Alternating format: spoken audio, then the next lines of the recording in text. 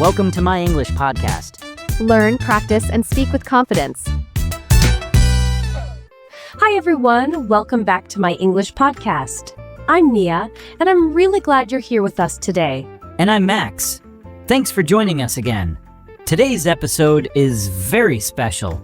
It's something we all need to hear, especially if you've ever thought, maybe it's too late for me. Yes, maybe you've felt like you're too old to learn English. Or maybe you've tried before and failed. Or maybe life got in the way, and now you're wondering if you can still start over. If that's you, this episode is for you. Because we're here to tell you something very important. Listen closely. You are not too late. You are not too slow. You are not too behind. And it is never too late to start again, with English, with learning, or with life. We all move at different speeds. We all take different paths. And that's okay. So today, we're going to talk about starting again.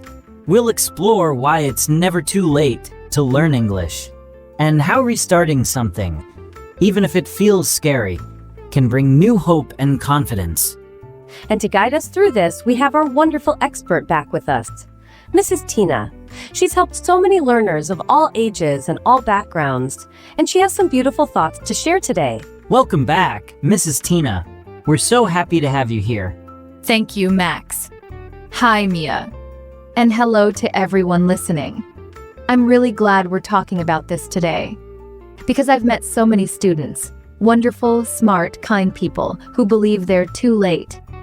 And I always tell them, no, you are right on time. That's beautiful, but it's hard sometimes, right? When you see younger people learning faster, or when you compare yourself to others who seem ahead. Yes, that's very true. We live in a fast world. Everyone's posting their progress, their certificates, their perfect grammar. And if you're someone who's just beginning or beginning again, it can feel like you're falling behind. But is it really too late? I mean, can someone in their 40s or 50s or even 60s really learn English? Absolutely. I've taught students in their 70s. I've had grandmothers who never went to school but learned to speak English so they could talk to their grandchildren who moved abroad. Wow, that's so inspiring. The truth is, age does not stop learning. The brain can still grow and adapt. What often stops people is not age, it's self-doubt. It's the belief that they've missed their chance. But guess what? The chance is still here. Right now. That gives me goosebumps. So what would you say to someone who's listening and thinking, I'm too far behind? I would say this, you are not behind. You are on your own timeline. Life is not a race. You don't need to learn faster. You need to learn in a way that feels good and real to you. I love that. And honestly, I think there's something really strong about starting again. It takes courage to begin when you're not at the starting line. Right. Most people cheer for the person who wins the race. But I think the real hero is the person who shows up, even when they feel late. Exactly. And there's another thing I always say. You're not starting from zero. You're starting from experience. Every time you tried and failed, every time you listened but didn't understand, every time you almost spoke but didn't, that all counts. So even if someone stopped learning English 5 years ago, it's still inside them? Yes. The brain remembers. It might take some warming up, but the path is already there. And you'll probably move faster this time because you've been here before. That's really comforting. I think sometimes we forget how far we've already come. Exactly. And you don't need to speak perfect English to be proud of yourself. You just need to speak. Yes. Say one word. Say one sentence. And then say another. That's how it begins. Not with big goals, but with small steps. And those small steps can change your whole life. Mrs. Tina, have you seen students change like that? Like someone who felt too late, but then slowly started to believe in themselves again? Oh, so many. I remember one man, his name was Rajiv. He was 56, and he came to class holding his notebook like it was the first day of school. He told me, I've tried to learn English 3 times. I failed every time. This is my last try. That's heavy. Yes. But I told him, this is not your last try. This is your next try. And it's going to be different. And you know what? It was. He showed up every week. He struggled, yes. But he smiled through it. He asked questions.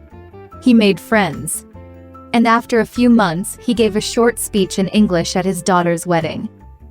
Wow, that gave me chills. And he cried. And he said, I thought I was too late. But today I feel proud. That's powerful. And it shows that sometimes we don't need perfect grammar. We just need a reason to speak. Exactly. And your reason doesn't have to be big. Maybe you want to order coffee. Maybe you want to understand your favorite song. Maybe you just want to feel brave. That's enough.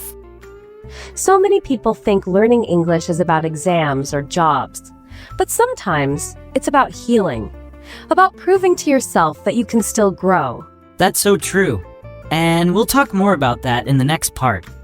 How restarting English can help you restart confidence, self-worth, and even how you see your whole life. So if you've ever felt like you missed your chance, stay with us. We'll be right back, and we're going to show you how your next beginning might be your best one yet. Welcome back, everyone. In the first part of our episode, we talked about how it's never too late to start learning English again, or to begin something new in life. And we shared some beautiful stories that showed us what courage looks like. Yes. And now we want to go even deeper. We're going to talk about how restarting English, especially after feeling like you failed, can help you heal, grow, and even rediscover your confidence. Because it's not just about language. It's about how we see ourselves. And sometimes, learning English can be the doorway to something bigger. Mrs. Tina, we're ready. How does starting again, especially after years of self-doubt, change a person's inner world? Thank you, Mia. This is something I care about deeply. You know, when someone comes to class after a long break, they usually carry more than just a textbook. They carry shame. They carry the weight of, I should have started earlier. And that can be very heavy. Yeah, it's like the voice in your head says, look at everyone else. You're too slow. You'll never catch up. Exactly. But here's the truth. You don't need to catch up. You just need to show up. That's where the real shift begins. That sounds simple but powerful. Showing up takes courage, especially when your heart feels tired. It really does. But every time you show up, you build trust with yourself. You prove to yourself, I didn't give up on me. That's deep. It's like learning English becomes more than a skill. It becomes an act of self-love. Yes. I've seen students who said, I always believed I was bad at learning. But now, every word I learn makes me feel a little stronger. And over time, that feeling grows. They start walking differently, smiling more, believing in their voice. That's beautiful.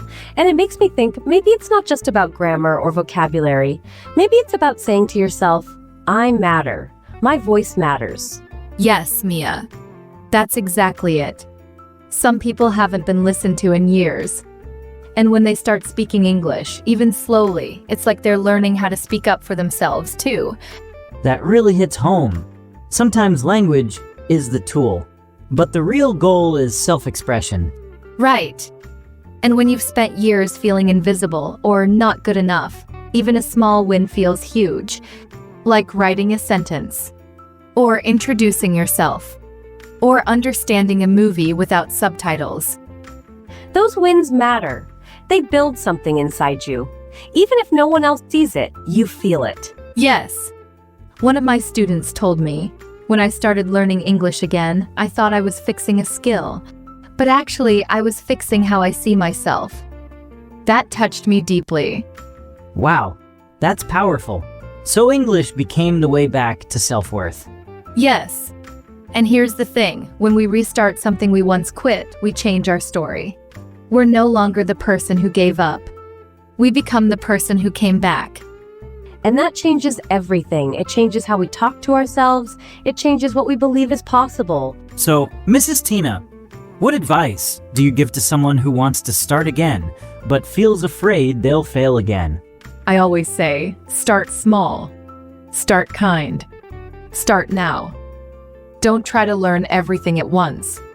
Just pick one small thing, like 5 new words a day, or 10 minutes of practice. Then show up for that goal gently and consistently. That takes the pressure off. You're not trying to become fluent overnight, you're just trying to take the next step. Exactly. And here's another tip: don't walk alone. Find a community. Join a class, a group, a podcast like this.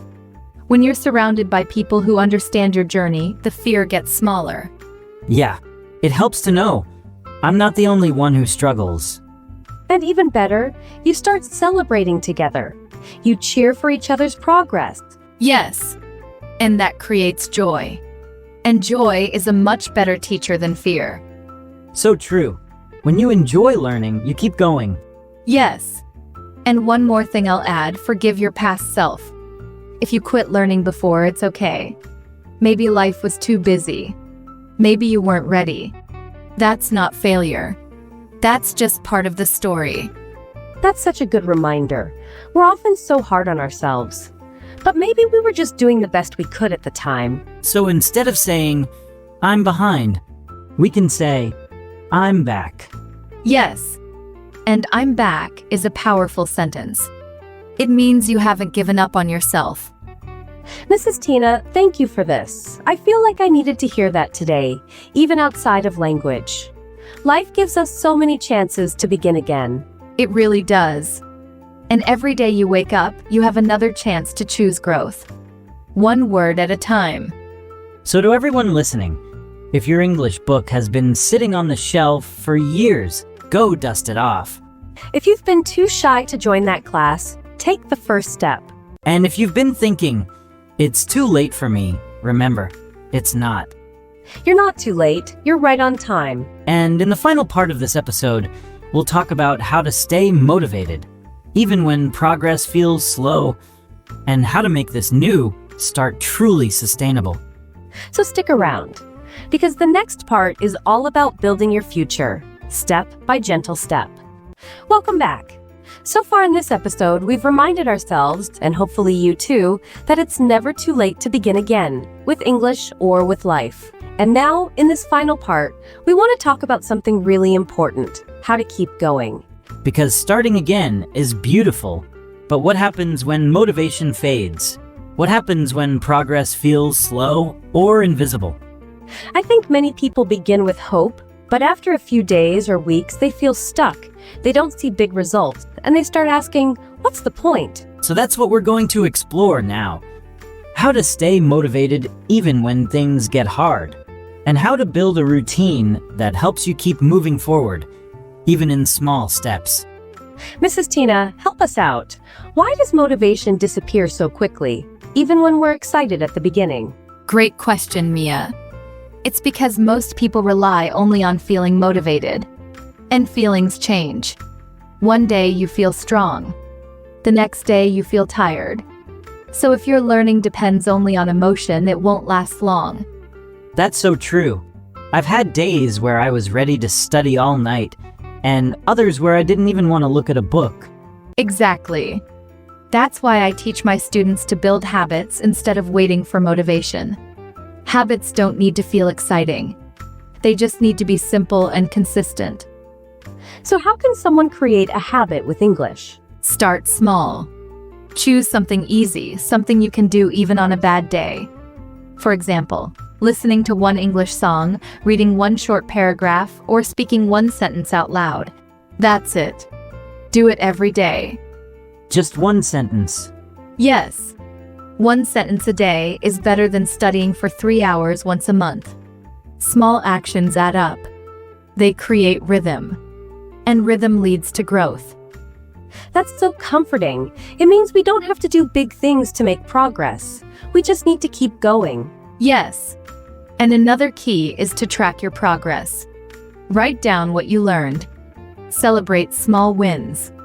Maybe you understood a full video today. Or maybe you spoke to someone without freezing.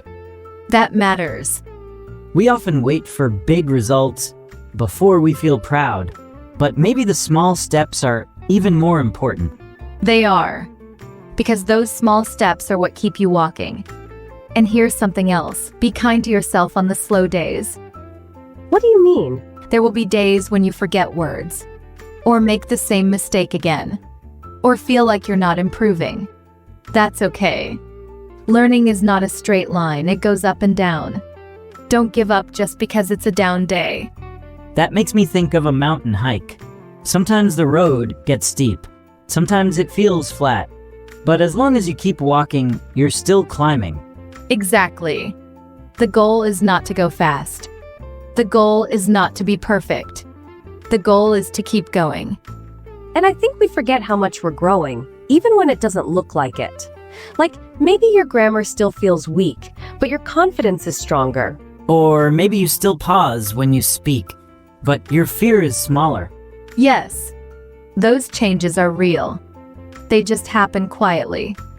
And often, you don't notice them until one day you do something you couldn't do before, and it feels natural.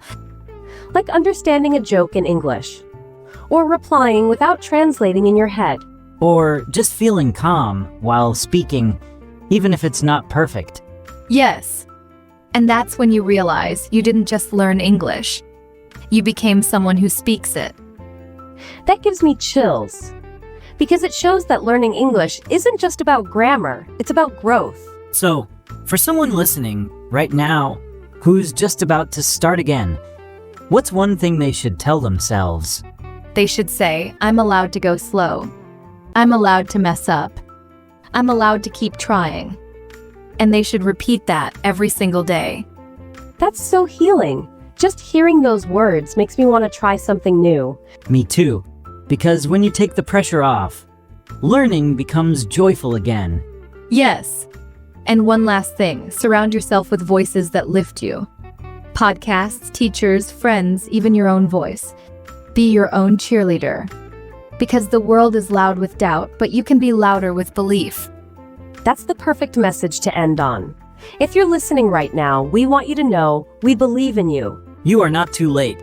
You're exactly where you need to be. And this new beginning, it belongs to you.